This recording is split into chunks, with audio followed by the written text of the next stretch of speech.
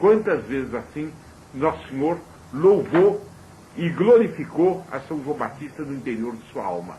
Quanto mais vezes pregando para aquela gente e vendo a alma deste ou daquele outro preparada, quantas mais vezes ele pensou: aqui passou o meu dileto, aqui passou o meu precursor, aqui passou o homem nascido do mesmo sangue do que eu, filho de Davi, aqui passou ele abrindo os caminhos das almas para mim. E naquele lampejo de virtude, naquele olhar de simpatia, naquele ato de adoração, naquela maior facilidade para tal conversão, naquela pureza que eu vejo naquela outra alma, eu vejo que passou por aqui meu precursor, o meu dileto. Quantas e quantas vezes assim se encontraram as almas do precursor e de Nosso Senhor. É uma beleza nós imaginarmos o papel de São João Batista na vida de Nosso Senhor. Agora, qual era a fisionomia moral, qual era a fisionomia física, o aspecto físico, quero dizer, e a fisionomia moral desse homem? Os senhores estão vendo que a descrição nos apresenta um tanto parecido com Nosso Senhor. Nosso Senhor era alto e era de uma corpulação, um corpo poderoso. Não tinha, ele era a própria perfeição, ele não tinha, portanto, nada de imperfeito, de tanto ser corpulento. Mas tinha uma plenitude de varonilidade ligada a uma sacralidade, uma nota sobrenatural e a uma elevação, uma delicadeza de que nós podemos bem nos dar uma ideia fixando o quadro dos quadros, que é o Santo Sudário de Turim. Não pode haver uma fisionomia mais varonil do que aquela, mas sem nada daquilo que a palavra varonil poderia, por uma má intelecção, comportar de bruto ou de hercúleo. Nada disso. Ele não tinha nada de um Hércules, uma espécie de carregador de feira. Ele era nobre, ele era proporcionado, e a alma nele era tanto mais do que o corpo, que a gente, olhando aquela face divina, quase que não realiza, é preciso fazer um esforço para realizar o problema se ele era varonil ou não. Porque é tão mais do que isso, ele é Deus, que essa ideia fica meio por baixo, ligada a outras notas. A gente precisa analisar longamente para passar pela cabeça a ideia de que Nosso Senhor tinha predicado também. Mas quando afinal essa ideia acorre ao espírito, a gente vê que ele tinha de modo excelente. São João Batista era assim também, mas com uma nota diferente do que tinha Nosso Senhor. São João Batista representava a penitência, representava, portanto, o jejum, a flagelação, a solidão no deserto, representava a mortificação. E por causa disso, seu corpo tinha a pele bronzeada por 1000 sóis, aquele sol quente, ardente do Oriente Médio. Por causa disso também, ele era muito magro, sem ser esquelético, sem ser de uma natureza doentia, forte.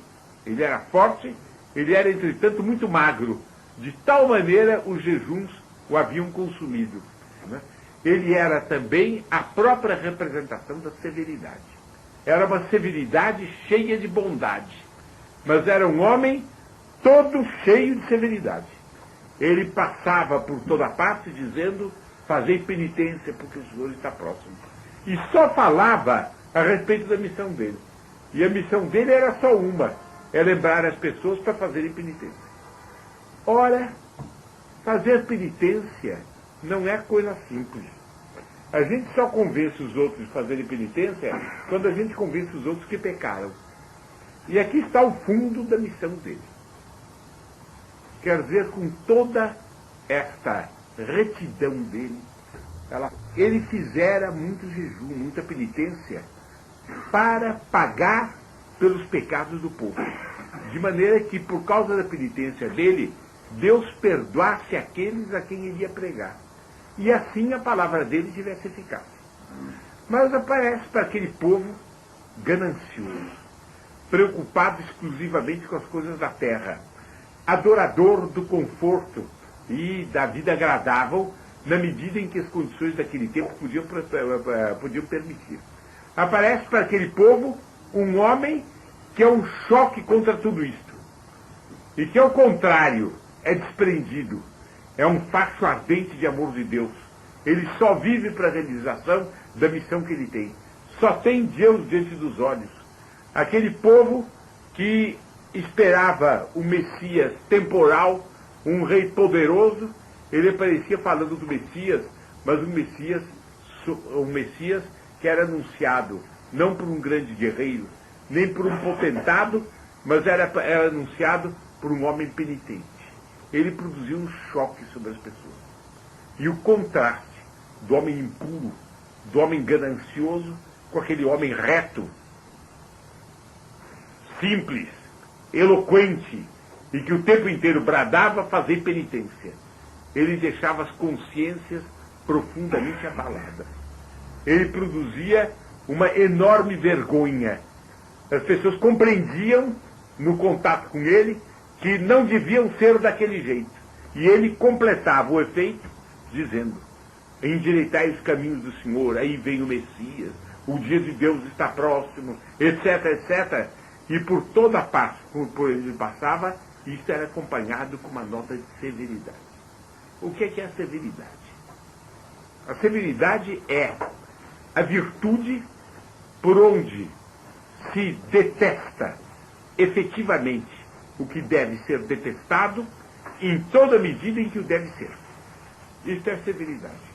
É, portanto, a própria expressão da limpeza de consciência. Porque o limpo detesta o sujo, o reto detesta o sinuoso, o valente detesta o poltrão, e assim por diante. Ele era a severidade, quer dizer, todo mundo sentia os seus próprios defeitos qualificados por ele. Ele passava e, entretanto, todo mundo respeitava, todo mundo obedecia, e com isso ele ia preparando os caminhos de Deus. Até o desenlace dele, que os senhores bem sabem. Ele disse a Herodes que não era visto faturar com a mulher do seu irmão. A Herodias indignou-se com isso, mandou a filha pedir a cabeça dele, ele foi decapitado. Os senhores conhecem todo o resto da história. Quer dizer, acabou havendo uma mulher infame, torpe, miserável, incestuosa, que por meios travessos alcançou de um rei mole, sensual e entregue aos prazeres, ela conseguiu que ele fosse decapitado. Tudo isso é muito bonito. Que relação tem com a figura de Nosso Senhor? Nosso Senhor era menos severo do que São João Batista? Não. Porque ninguém pode ter mais virtude do que Nosso Senhor.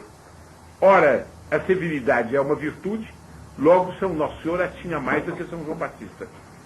Mas é que Nosso Senhor, todas as virtudes brilhavam a um tempo. Nós não podemos falar de uma luz primordial de Nosso Senhor. Nosso Senhor é a luz primordial de todo mundo. Ele é a plenitude de todas as virtudes. Se eles olham para o Santo Sudário de Turim e, prestando atenção, notam que há uma severidade muito grande naquela fisionomia. Mas há tanta outra coisa além da severidade, tantos sóis brilham na face daquele cadáver, que a gente nem sabe o que dizer. De maneira que aquilo fica um pouco assim. São João Batista não. Ele não era a luz primordial de ninguém, ele tinha uma luz primordial. E a luz primordial dele era a severidade que Nosso Senhor existia em estado infinito.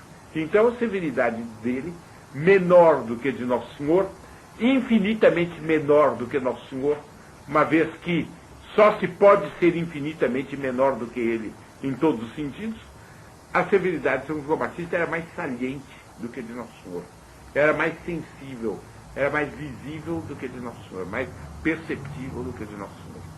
Bem, agora eu pergunto o seguinte: se São João Batista passasse por uma cidade de hoje, que efeito ele produziria?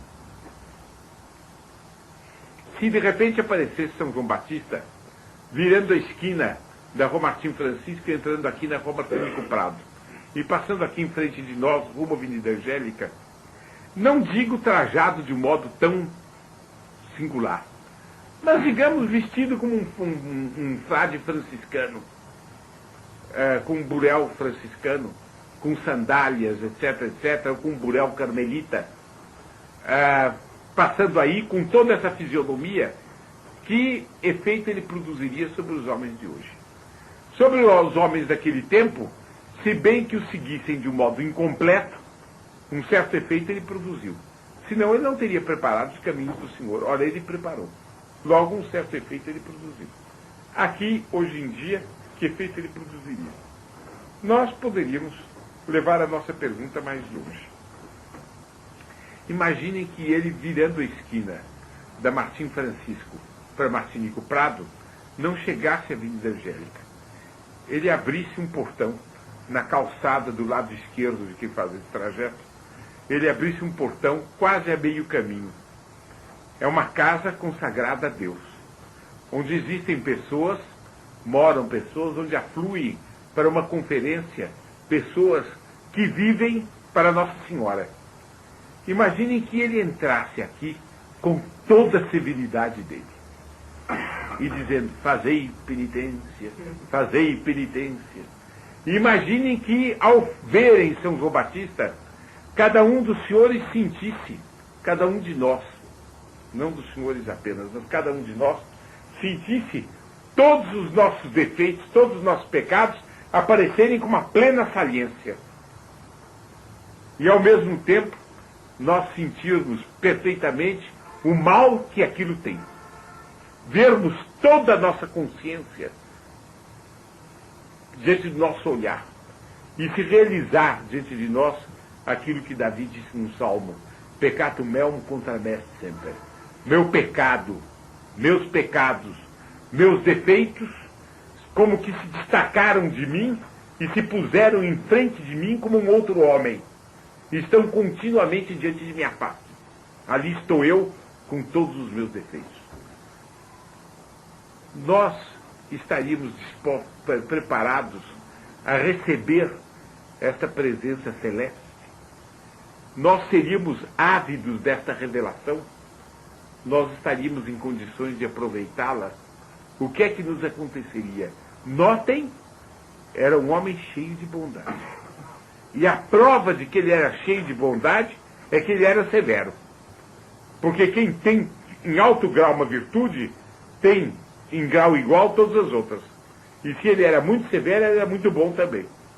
Mas essa severidade cheia de bondade, em que a tônica era a severidade, como é que nós a receberíamos? Quer dizer, nós amaríamos quem nos apontasse os nossos defeitos por inteiro? Nós agradeceríamos? Haveria duas reações possíveis. Se os senhores quiserem, três reações possíveis. Nós podemos nos catalogar em cada um desses casos. Depende de nós imaginarmos, de nós nos sentirmos um pouco diante dessa eventualidade. Uma coisa seria ele aparecer diante de nós, de cada um de nós, e a gente se entusiasmar. Mas que maravilha de homem! Veja como ele detesta os meus pecados. Como ele é puro, como ele é íntegro, como nele não existe nada desta mazela horrorosa que existe em mim. Como ele aponta com clareza o que eu tenho de ruim. Como eu fico contente e aliviado, vendo que alguém me descompõe como eu mereço. Então ajoelhar-me aos pés dele, oscular aos pés dele e dizer: ó enviado de Deus, dizei-me tudo, dizei muito mais. Eu tenho sede de uma descompostura contra mim e contra os meus pecados. Uma descompostura que me sacuda, uma descompostura que me tire de meu letargo, uma descompostura que me dê vontade, afinal, de ser bom. Fazei descer sobre mim as torrentes regeneradoras, as torrentes que lavam de vossa severidade. Falai que eu vos escuto. Isso seria uma reação de alma. Outra reação de alma seria enfado, horror. Este homem não tem psicologia, não tem compreensão. Olha como ele está me deixando todo incomodado. Eu estava tão bem, eu vim aqui calmo. Vou sair daqui nem sei em que estado. Esse homem meteu as garras dele dentro de todos os pontos doloridos da minha consciência.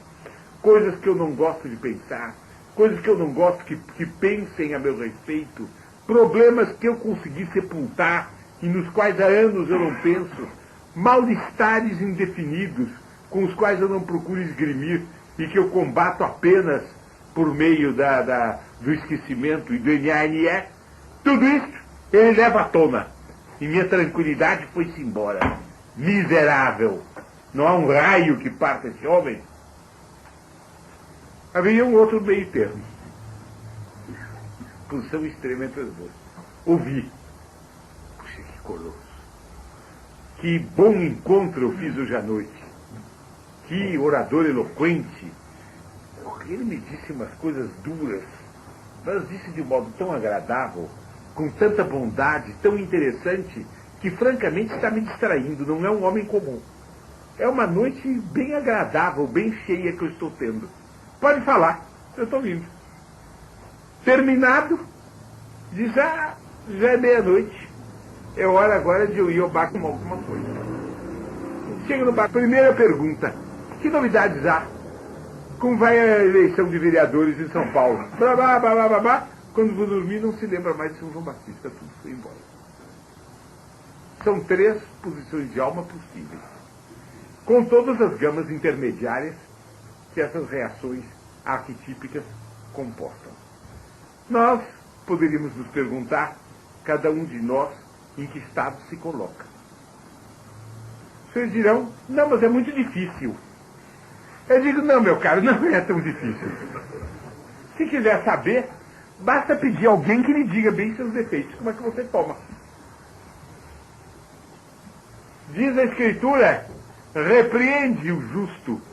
O justo na Escritura é o homem que está na graça de Deus. Repreende o justo e ele te amará.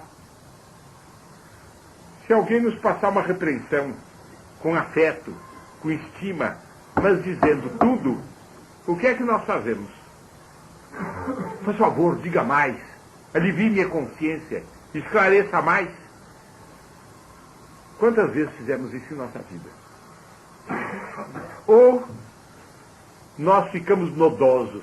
Esse também não. É um homem que não é compreensivo. Sobretudo não é atencioso nem confesso. As coisas não se fazem assim. Ou ouve, dá risada, e diz, homem, que esse meu colega, esse meu companheiro, não deixa de ter uma boa psicologia, ele é bem divertido, tá compreendendo? Ouve um pouquinho e depois vai para o maçonaria. Quer dizer, nas nossas próprias memórias, nós podemos ver o que é que nós faríamos. Alguém me diria, não, doutor Plínio, devagar. Uma coisa é esse fulano que está ouvindo minha conferência, sua conferência aqui ao meu lado, me dizer as verdades. Outra coisa é esse colosso que foi São João Batista. Diga a verdade. Eu bem sei. Mas também é verdade que cada vez que um amigo nos diz uma boa coisa, a graça de Deus acompanha a palavra dele. Com intensidade maior ou menor, acompanha. E há uma possibilidade de nós nos emendarmos. De maneira que em algo se pode ver. E se não é decisiva a comparação, ela é pelo menos indicativa. Ela sugere um cálculo de probabilidade. E esse cálculo já é bastante útil para o nosso exame de consciência. Então, eu deixo aqui o exame de consciência nas mãos dos senhores. Os senhores o podem, quando a fita for escrita, podem reler, ou podem ouvir no gravador, podem tomar suas notas, podem examinar sua consciência. Se quiserem, podemos também fazer 1 minuto de silêncio. 1 minuto é muito para o silêncio. E os senhores pensarão 1 minuto aqui. Vamos fazer 1 minuto de silêncio.